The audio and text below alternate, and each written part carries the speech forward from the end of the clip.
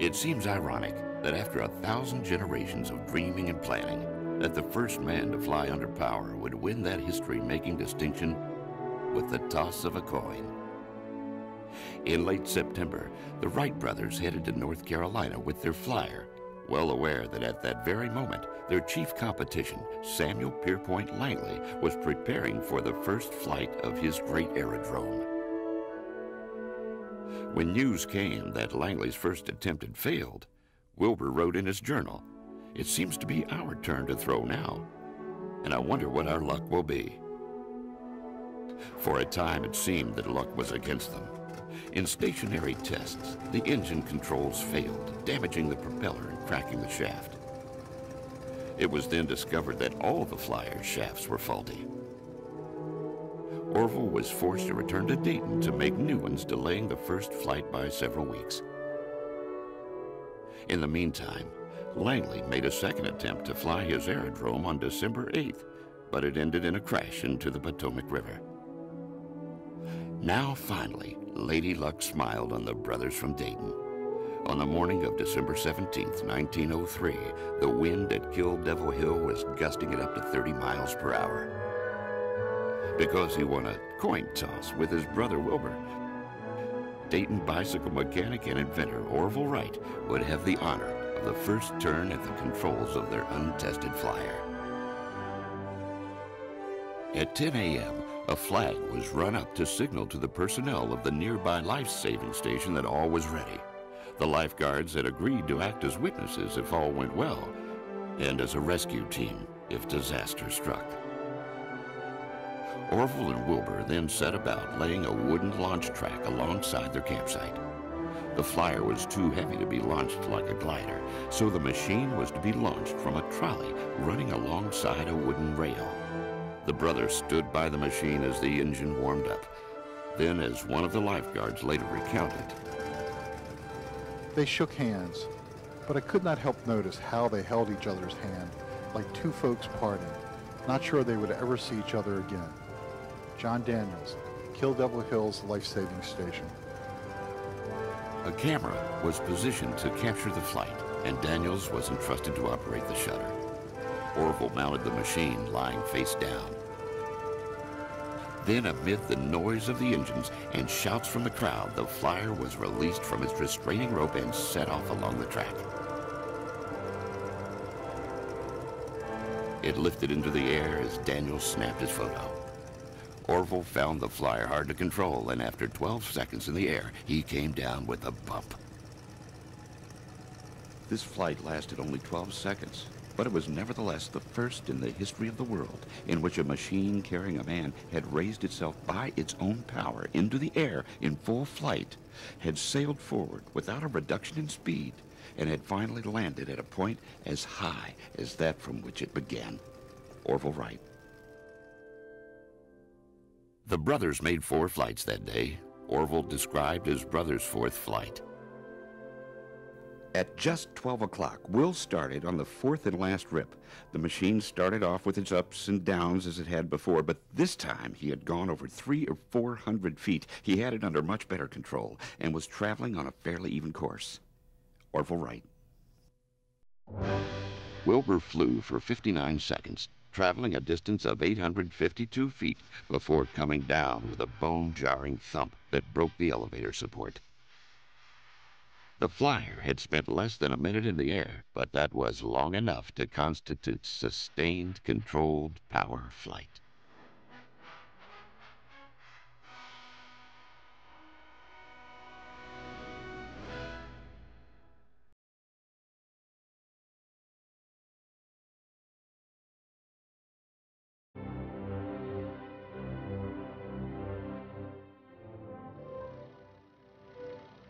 Five years after those first flights, the Wrights had worked like men possessed to refine and sell their flyer. The much improved Flyer 3 made flights of up to 38 minutes duration, covering more than 20 miles at a time. If anyone wanted to question whether the Wright brothers' flight in 1903 deserved to be called the first, there could be no doubt whatsoever that by the end of 1905, they were the only people in the world with a practical flying machine. It was now that the Wright brothers made the decision to cease all future flying experiments. The Wrights decided to devote much of their efforts to the search for a lucrative business contract. The obvious potential customer for the new flying machine was the Army. The United States government did not, at first, seem to recognize the potential of the airplane. In 1905, the War Department refused 3 separate offers by the Wright brothers to share their scientific discoveries on air flights. Faced with rejection at home, the Wrights approached the British and French military. A French delegation even visited Dayton in the spring of 1906, but no agreement was reached. The problem was that the Wrights would not demonstrate their flyer until someone signed a contract to buy, and potential buyers were reluctant to commit without seeing the machine in action. The decision to stop flying was risky. Aviation enthusiasts knew details of most aspects of their work. This information gave others a serious chance to catch up and overtake the brothers. Even Alexandergrahambell caught aviation fever. In 1907, he created the Aerial Experiment Association in New York, bringing together a team that included motorcycle manufacturer and future aviation legend Glenn H. Curtis. During the winter of 1907-08, pushed into action by increasingly successful flights of other experimenters, the Wright brothers finally agreed to deals to market the machine. In the United States, the War Department, encouraged by President Theodore Roosevelt, requested bids for a heavier-than-air flying machine. Specifications issued by the U.S. Army Signal Corps required that any proposed flyer be able to carry 2 persons, fly a distance of 125 miles, and an average speed of 40 miles an hour. The Wrights signed an agreement to produce a demonstration aircraft that could meet those stiff requirements. While Orville stayed behind to prepare for the U.S. military trials, Wilbur set off for France, shipping an unassembled flyer ahead of him. It turned out the machine was damaged in customs, and Wilbur had to spend weeks making repairs. Over the following months, he flew repeatedly, attracting huge crowds wherever he went. He also extended his airtime with an extraordinary flight of 2 hours, 20 minutes at an altitude record of 360 feet, proving that flight had become practical and safe. Orville's experience at Fort Myer, Virginia was less reassuring. His flights were successful until September 17th, when his flyer crashed with a military observer, Lieutenant Thomas Selfridge.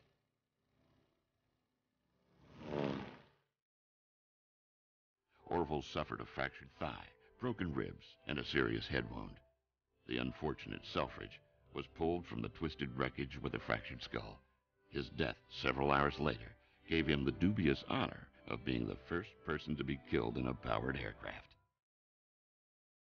In spite of the disaster, the Army had seen enough to place an order. Meanwhile, in France, Wilbur, acting as pilot, mechanic, ground crew, and salesman, was winning converts with his flights. Before each flight, a team of horses pulled the plane to a wooden monorail, which provided a level runway for takeoffs on terrain that was often grassy and uneven. The flyer would be propelled along the monorail by a catapult devised by Wilbur to give it the thrust it needed to reach takeoff speed. On the broad backs of willing bystanders, the flyer was lifted into position, always facing straight into the wind, which would provide the lift needed to get the flyer aloft. Once Wilbur and occasionally a passenger seated on the lower wing were in place, an assistant spun the propellers and the engines kicked over. With the engines spitting and sputtering, the flyer was catapulted down the monorail, and the brief, hair-raising ride commenced. Wherever he went in Europe, Wilbur won admiring applause from his delighted spectators. Aviation journalist Francois Perret was impressed enough by the demonstrations in France to write, The Wright brothers are the first men who have succeeded in imitating the birds. To deny it would be childish. Francois Perret. By 1909, the Wrights were busy demonstrating their flyer and fulfilling business offers coming in. They were also training pilots, since they were the only ones who knew how to fly their machine. Remarkably, by 1910, the Wrights began to fade as a market leader. Instead of concentrating their efforts on the development of their airplanes, they spent most of their time on legal actions against those they thought were infringing on their patents. The endless stress took its toll on Wilbur, and in 1912, he died of typhoid fever. Orville ended his relationship with the Wright Company in 1915. He died in Dayton in 1948, living long enough to see manned flight break the sound barrier.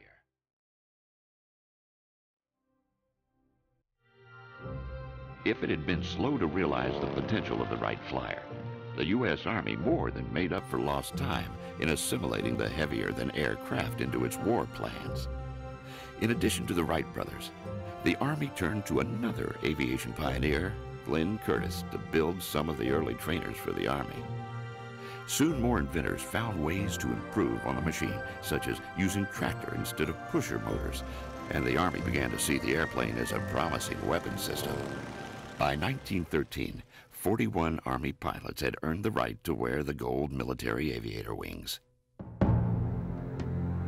Among them was Lieutenant Henry Hap Arnold, who later, as commanding general of the Army Air Forces, led 2.5 million airmen to victory in World War II.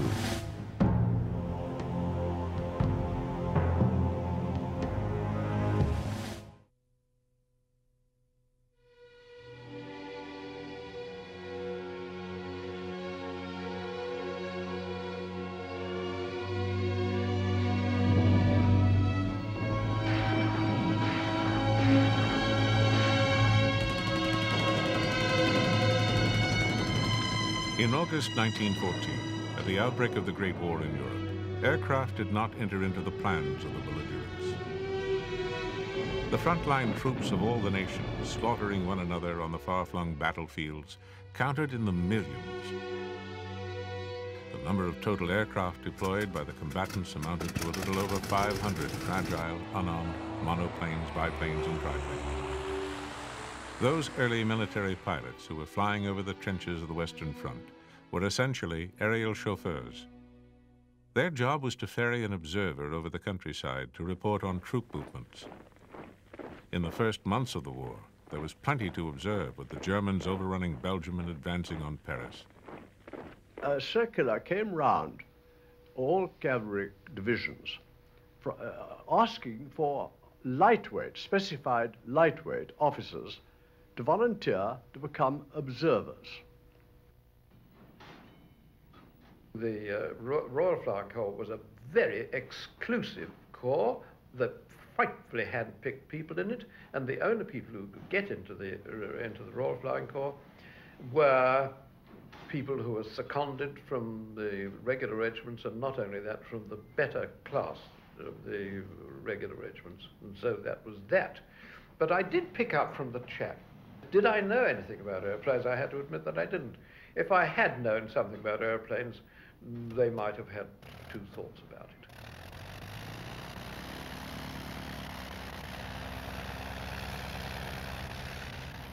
In those days, unless you were an officer, you weren't supposed to have sufficient brains to be capable of flying. It was sort of a closed shop, because it was only the officer class who could pay for his private tuition and civil life. It was simply a question of class. In the east, German aviators located the advancing Russian army, allowing field commanders to move troops where they were most needed, and giving the outnumbered Germans an epic victory at Tannenberg. In the west, French aircraft returned to their bases to report that the enemy's armies had made a fatal mistake and exposed their flank. This bit of intelligence allowed the French to turn the tide and doom Europe to 4 long years of trench warfare. In 1915, photography replaced sketches and handwritten notes as a technique for aerial reconnaissance. Aircraft with pilot observers equipped with unwieldy box cameras were sent out day after day over the front to take photographs of the endless trenches and gun emplacements. With freezing fingers, observers hung over the sides of their ships in gale-like slipstreams to get a picture of an enemy below. The job was unglamorous and dangerous. The cavalry tended to be jealous of a new arm that might detract from their reconnaissance potential. I was moving away from an arm which was obviously having minimal active service, and that under conditions of gross discomfort. The aircraft had to fly straight and steady, making it an inviting target from ground fire and eventually armed aircraft. I wonder how long my nerves will stand this daily ground fire. I would not mind it so much if I were in a machine that was fast and that would climb a little more willingly. Well, I suppose the end will be pretty sharp and quick. Lieutenant William Reed, Royal Flying Corps. In addition to observation, early warbirds began to drop small bombs on the enemy. At first, the bombs were nothing more than hand grenades and converted artillery shells, but soon this was refined to projectiles capable of destroying factories and railroads. By 1917, sturdier specialized bombers began to appear with bomb racks and bomb sites. Raids were carried out in daylight when air superiority allowed it, and at night when it did not.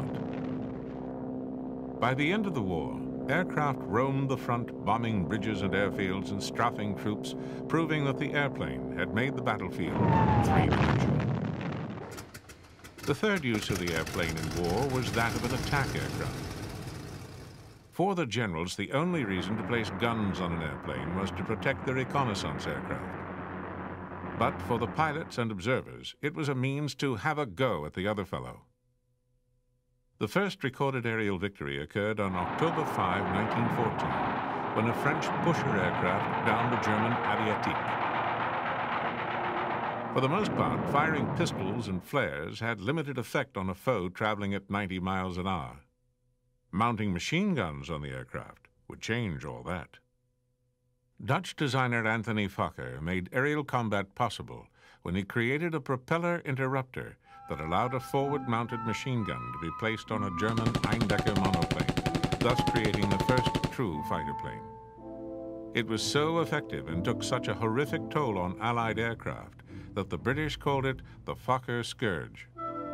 By 1916, fighter planes were being grouped in squadrons as tactics were developed for fighting formations, and a new breed of warrior was born. The fighter pilot.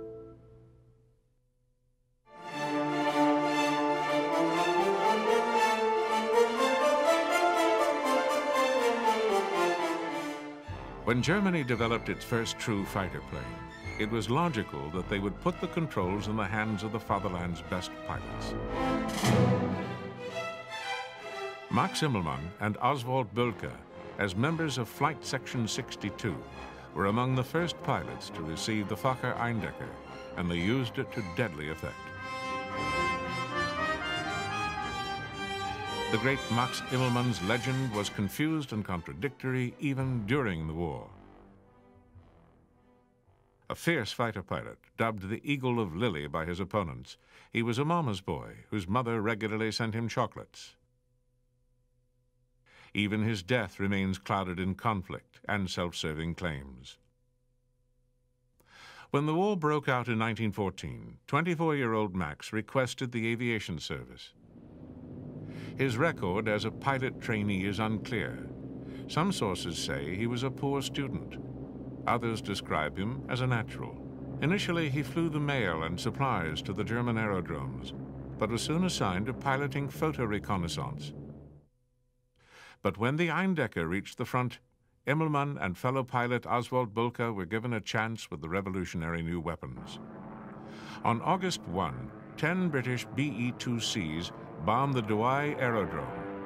Bölker and Immelmann went after the departing Englishman, but Bölker's gun jammed after he'd fired a few rounds. He landed to fix it and saw Immelmann attack the BE-2s. Immelmann put his fragile aircraft into a dive and fired first at one plane and then another. One started into a steep glide, and Immelmann tailed it all the way to the ground. His gunfire had broken the pilot's elbow and forced him to land. On the ground, Immelmann approached the British pilot. They shook hands, and Immelmann informed the Englishman that he was a prisoner. For this exploit, Max received the Iron Cross First Class.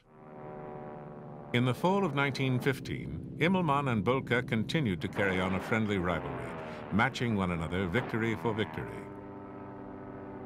Neither was a fancy flyer. Immelmann wrote, "I do not employ tricks when I attack." On January 12, 1916, Immelmann and Bölker both scored their 8th victories, prompting their decoration with the Blue Max. On June 18, Immelmann engaged the FE-2Bs of RFC Squadron 25. According to British accounts, gunfire from an FE-2 piloted by Lieutenant G.R. McCubbin and gunned by Corporal J.H. Waller hit Immelmann's Fokker, and it spiraled into the ground. Perhaps the notion that a lowly two-seater FE-2 had brought down their leading ace, the Germans announced that he had been downed by anti-aircraft fire. This explanation also suited Tony Fokker, who filed a report noting that the fuselage had been shot in two by shrapnel fire. Other sources, including Max's brother Franz, blamed the interrupter gear and claimed that amongst the wreckage, his propeller had been found, shot away right in line with his own guns. Most authorities concur with this explanation, but like so many events of World War I's aerial combat, the death of Max Immelmann remains obscured by conflicting reports and uncertainty. Immelmann's squadron mate, Oswald Bölker, is considered to be the father of the dogfight. Bölker envisioned the grouping of hand-picked pilots in fighter squadrons, or Jagdstaffeln. Bölker was born in 1891, son of a schoolteacher in Halle, Germany. Both studious and athletic as a youth, Oswald excelled at mathematics and physics and also took up swimming, tennis, rowing, and gymnastics.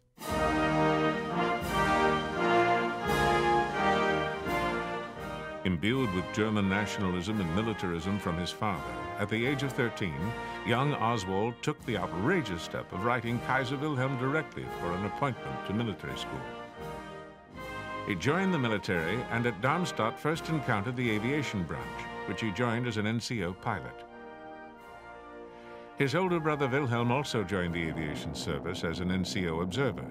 In those days, observers had more status than pilots, who were likened to mere chauffeurs. Both were decorated in the first year of the war. In early 1915, Oswald Bölker was assigned to the newly formed Aviation Section 62 at Döberitz. It was here that Tony Fokker first demonstrated his E-1 Eindecker monoplane equipped with a fixed Spandau machine gun. While flying the Fokker monoplane, Bölker downed 5 enemy aircraft by the end of 1915. By August of 1916, the good times were over for the German pilots. The Fokker scourge no longer dominated the skies over the Western Front. The streamlined French Nieuport 11 and the British Pusher biplanes were giving the Germans trouble, and Bölker began to focus on tactics to counter them, accurate gunnery, tight formations, and staying within the German lines. In September 1916, Bölker's dream of a superstar squadron was granted. He was given command of a new fighter squadron, Jasta II. Even while assuming new administrative duties, Bölker shot down 11 British planes in September. As the leader of Jasta II, he passed his knowledge on to many of Germany's greatest flyers, including Manfred von Richthofen. Bölker and his pilots used numbers and tactics rather than individual skill to overwhelm their foes. Jasta II only flew in large, well-organized formations, dubbed circuses.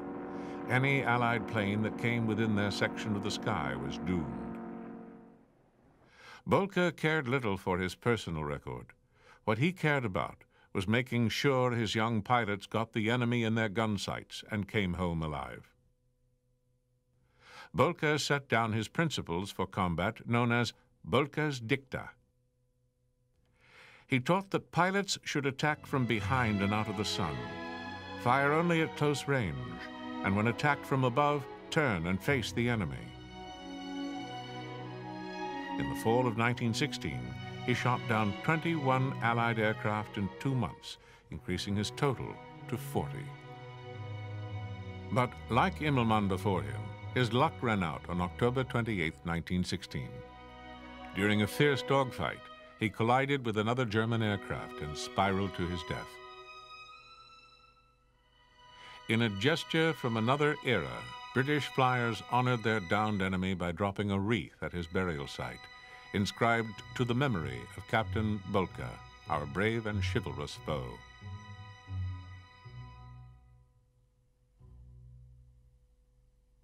These young men were part of a rare breed, soldiers in history's bloodiest war, who fought one-on-one far above the stench and carnage in the trenches below.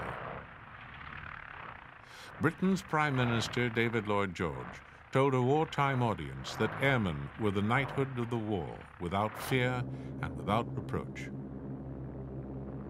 That sense of chivalry was summed up by one British flyer in a letter home. I hate to shoot a Hun down without him seeing me. Although this method is in accordance with my doctrine, it is against what little sporting instincts I have left. James McCudden, Royal Flying Corps. But not all aces spent time looking for skilled opponents. Edward Manock once chanced upon 6 German aircraft on a training flight. He shot down the instructor and then picked off the 5 defenseless students one by one. There were many brave aces on both sides during the Great War, but the greatest hunter of the skies was a charming and humorous Prussian known by his admiring foes simply as the Red Baron. Fight on and fly, on to the last drop of blood and the last drop of fuel, to the last beat of the heart. Manfred von Richthofen. Baron Manfred von Richthofen transferred from the Prussian cavalry to the air service in 1915. Having flown as an observer and a bomber pilot in the East, he was chosen by Bulka to join his Jasta in France. Eventually, he was given command of Jasta 11. Because of its garishly colored machines, the British soon christened the unit Richthofen's Flying Circus. Having survived a head wound during a dogfight in July 1917, Richthofen was pressured by his superiors to withdraw from combat. The High Command had reason to be concerned about their heroic ace. The young Baron was so beloved by the German people that it was felt by the Kaiser that his death would be a crushing blow to German morale. In spite of this concern, during the 1918 spring offensive, he climbed back into the cockpit to lead his men into battle. On April 21, the Red Baron's luck ran out. He was shot through the heart while pursuing a British Sopwith flying low behind Allied lines.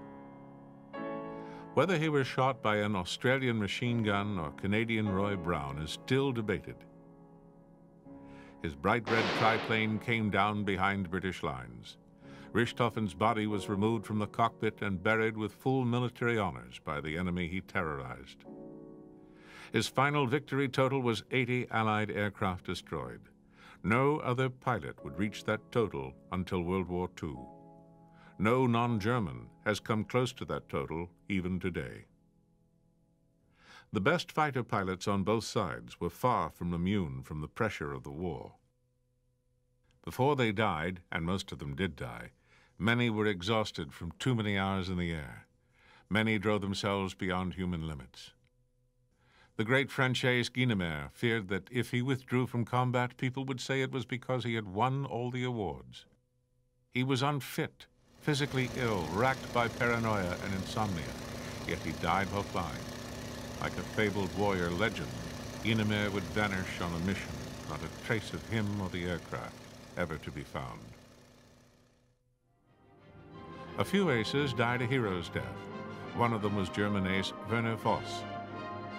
On September 23, 1917, Voss, flying alone in his pale blue Fokker, was attacked by an entire flight of SE-5s led by British ace James McCudden. As the SE-5s dived, he spun on his tail to face them. By now, the German triplane was in the middle of our formation, and its handling was wonderful to behold. The pilot seemed to be firing at all of us simultaneously, and although I got behind him a second time, I could hardly hold him in my sights. James McCulloch, British Royal Flying Corps. 2 British machines went down in the fight. Then the Germans' luck ran out. Arthur Davids latched onto his tail and racked the triplane with repeated bursts of fire. The aircraft hit the ground and disappeared into 1,000 pieces. No matter how they died, to a generation, they were the equivalent of the Knights of the Round Table.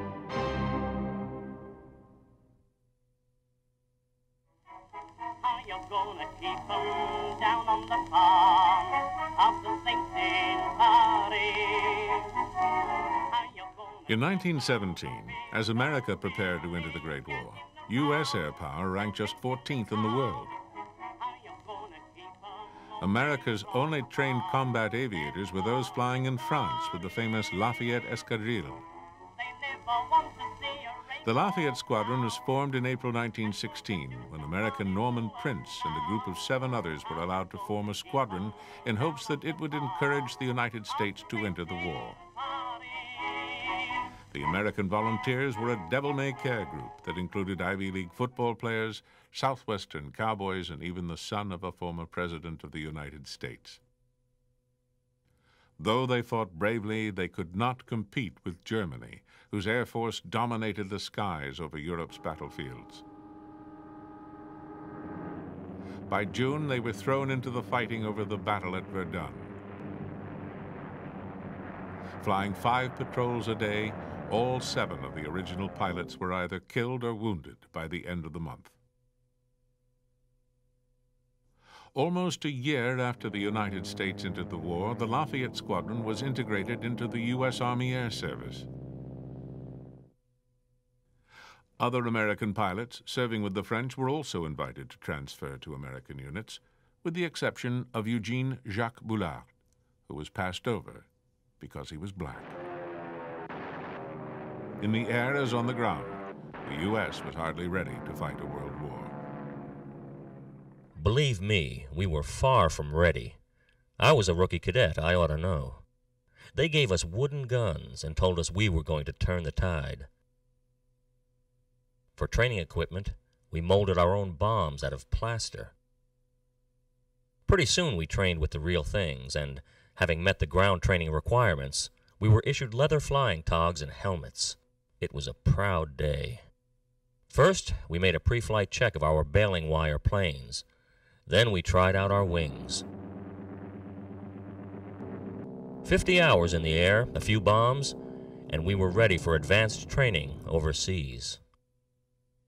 America was producing airmen, but it still didn't have a single fighting aircraft. Soon voices began to be raised in Washington advocating the development of U.S. Army air power. Newton Backer, Secretary of War, insisted supremacy of the air in modern warfare is essential. President Woodrow Wilson proposed $600 million to meet the needs of military aviation, and while Congress debated his request, the newly minted pilots were dispatched over there. Though they went without aeroplanes, they did go in style. Camouflaged luxury liners like the Leviathan were used as troop ships. Most of us, half-trained but eager to fight, went to France. There we found cities of wooden barracks and muddy streets. In outdoor classes, we practiced gunnery. Wooden models taught us how to lead an airplane with our fire. Battle-tested aviators took time out from the war to show us how to handle a stick. It was much easier to talk about turning the tide than to produce fighting aces overnight. Late in 1917, the 1st Aero Squadron was formed under the command of Major Ralph Royce. Royce's men were the first all-American aviation unit to see combat action. They were young and untested, but they did not lack for daring. They proudly pasted paper iron crosses over the enemy bullet holes in their aircraft and showed their American pride with their Uncle Sam hat-in-the-ring fuselage artwork. When Major William Thor and the Lafayette Escadrille became the 103rd Aero Squadron, they brought a record of triumphs and much-needed experience to the American Air Service. Along with him came Captain Field Kindley, who shot down 12 enemy planes, as did Captain Elliott Springs with 9 kills. One of the old hands in the young American service was Major Raoul Lufbery, who had 17 enemy kills. Lufbery was born in France, but moved to the U.S. at the age of 19. When war broke out, he enlisted in the French Foreign Legion. In May 1916, he joined the Lafayette Escadrille. He soon became its leading ace. In 1918, he joined the U.S. Army Air Service as a combat instructor. He was killed in May 1918 after rushing to the aid of an inexperienced pilot. Racked by machine gun fire, Lufbery's Newport caught on fire in sight of his airfield, and with the rest of the squadron watching, he jumped to his death rather than burn alive. The ace of American aces was former race car driver Captain Eddie Rickenbacker, who ran up an amazing 26 kills in air combat. The rough-talking Captain Eddie had an all-business approach to aerial combat. Fighting in the air is not sport. It's scientific murder. Captain Edward Rickenbacker, U.S. Army Air Service. As the young Yanks took to the sky and borrowed French Nieuports, and if they were lucky, a few worn-out Spad 13s, the country that first took to the skies struggled to catch up with an American warbird of its own. America's airplane factories and us war workers didn't get started until late. To make airplane wings, they took house carpenters, furniture upholsterers, even seamstresses. Painters used varnish that smelled like bananas. After each plane was test flown, we tore it down for packing, under guard. Then, crated and addressed, it was sent off to the front. In May 1918, the first American DH-4s were shipped in pieces from American factories to France, where parts were reassembled into the fighting craft which helped sweep the enemy out of the sky. Only 8 months after they were ordered into production, they joined American aviators, ready for the big push.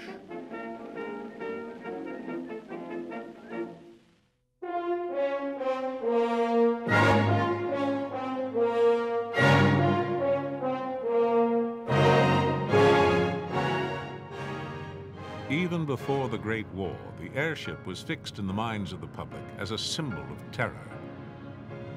As early as 1908, H.G. Wells had described an airship raid on New York that left that city in ruins and blazing conflagrations and heaped and scattered dead. It was a vision that did not go unnoticed by some military commanders. Captain Peter Strasser, head of the German Navy's airship fleet, believed that Britain could be overcome by means of airships. The Germans had no monopoly on the intent to bomb enemy cities and industrial centers. But they did have the lead in airship technology, and in 1914, airships were the only aircraft capable of carrying large bomb loads far enough to strike strategic targets. However, at this stage of the war, no nation's air service was capable of fulfilling Wells' vision of aerial destruction. Metal-framed Zeppelins and plywood-framed Schutt-Lances revealed serious drawbacks in combat, but they could not survive over the battlefield. Traveling at under 50 miles per hour, they present large, tempting targets for gunners on the ground and nimble fighters in the air. 4 huge airships were shot down in the first month of the war. The one weapon the airship had in its favor was stealth.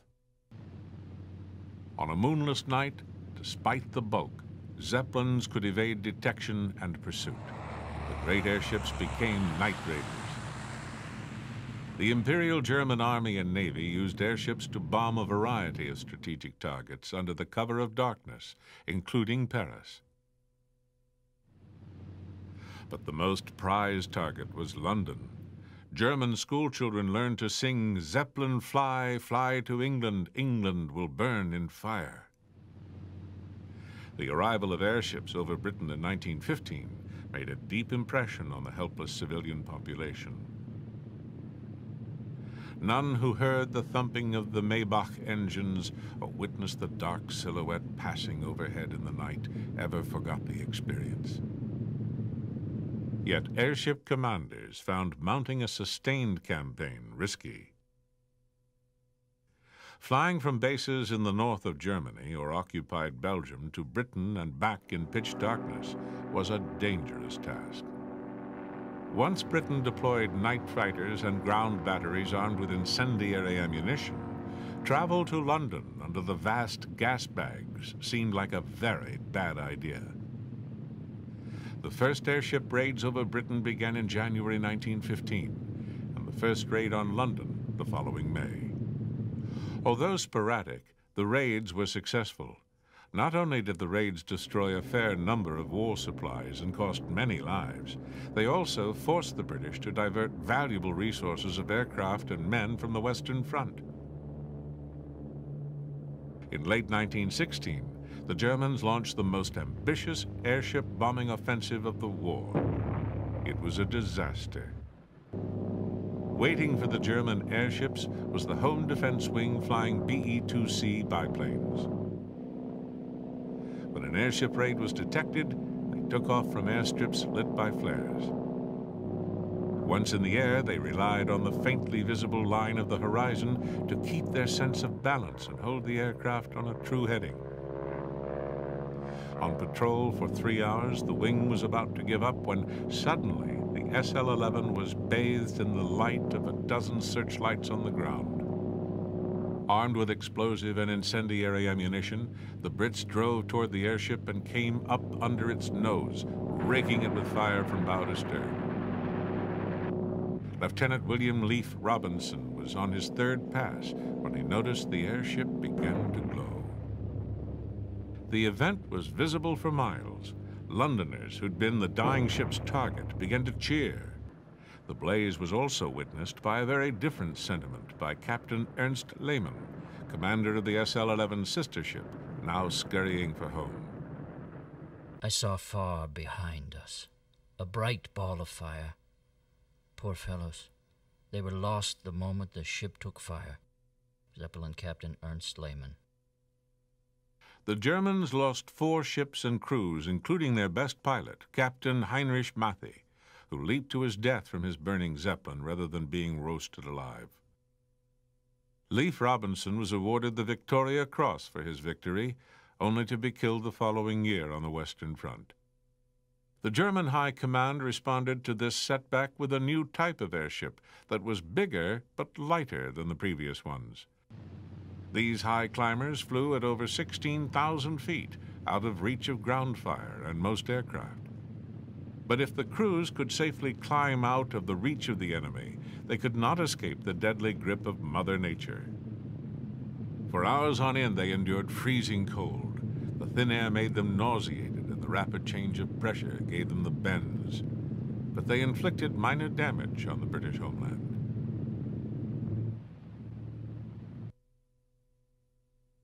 From the start of the war, the Germans had wanted to use heavier-than-air aircraft for strategic bombing, but lacked a suitable machine until the advent of the Gotha 2-engine bomber. The Gothas began raids on Britain in the summer of 1917 with impressive effect. Both the air defenses and the civilian population were unprepared for formations of bombers attacking in broad daylight. 14 Gothas appeared over London for the first time on June 13. Crowds of people ran into the streets to watch them. The bombs falling on them killed 162 people. The Gothas flew faster than the Zeppelins and were far harder to shoot down.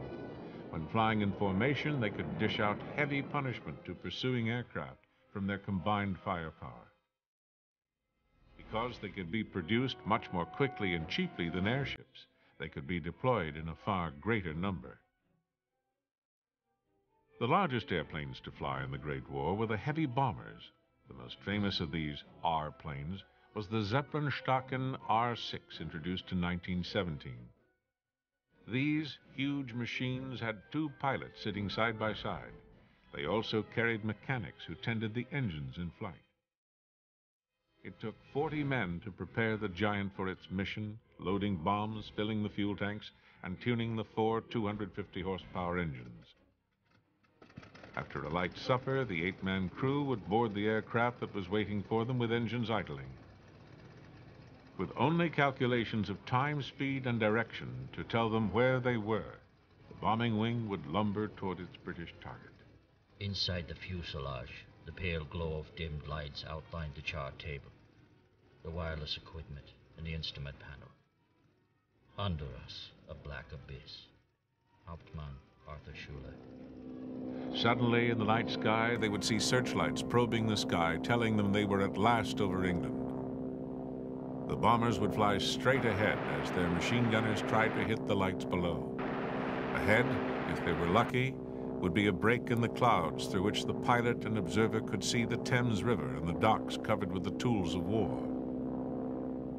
The observer would move forward to the open post in the nose, from which it would release the bombs. With the release of the last bomb, they would turn for home. In the summer and fall of 1918, formations of Allied bombers began to fly raids deep into Germany. Predictably, bad weather and unreliable aircraft limited the effectiveness of the bomber offensive. But civilians in cities such as Frankfurt and Mannheim were taught the terror of air raids that had been experienced by inhabitants of Paris and London. The final assessment of World War I strategic bombing was not encouraging. At that stage of development, air power could not disrupt production nor weaken the population's will to fight. Bombing was costly and inaccurate. The building of large bombers was nonetheless an important step in the progress of aviation. Bomber crews had accumulated extensive experience in long-distance flight and night flying, and the large aircraft would be modified to carry passengers and freight. The strategic bombers of World War I paved the way for those who would follow.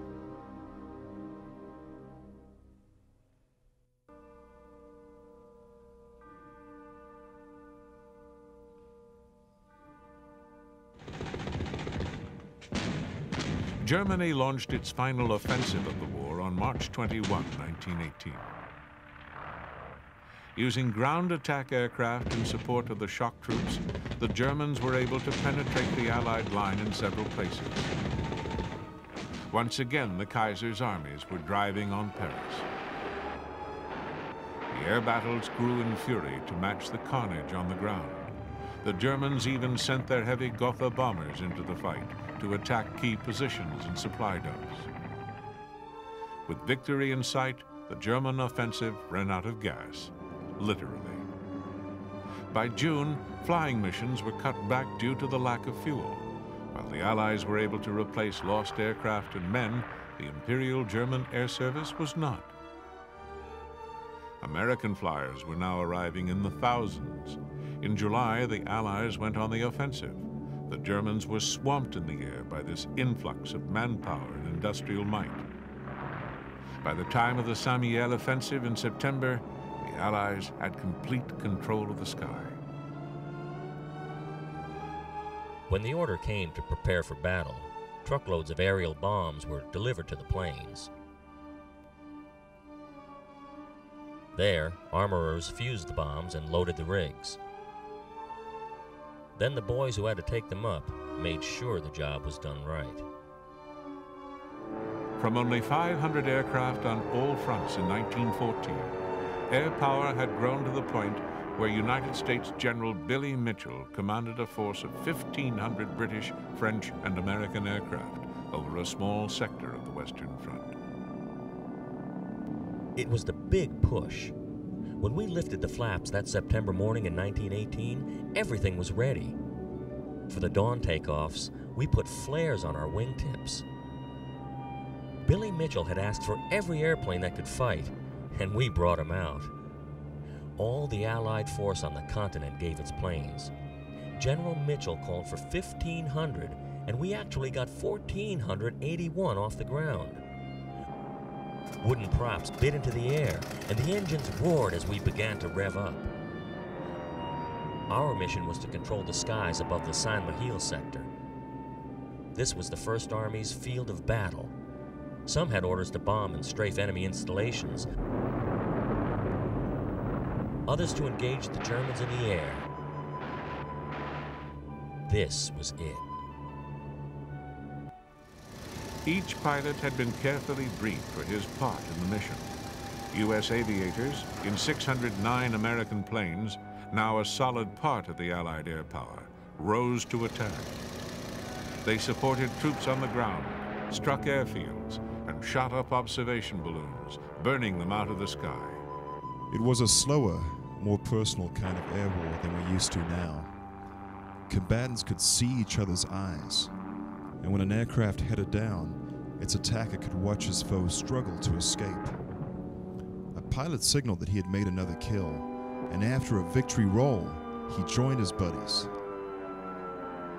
The German airmen, short of supplies and exhausted from too many missions, never gave up. In fact, they inflicted heavier losses than they suffered, but in the end, valor was not enough. On November 11, 1918, the Great War ended. The war cost an estimated 9 million lives.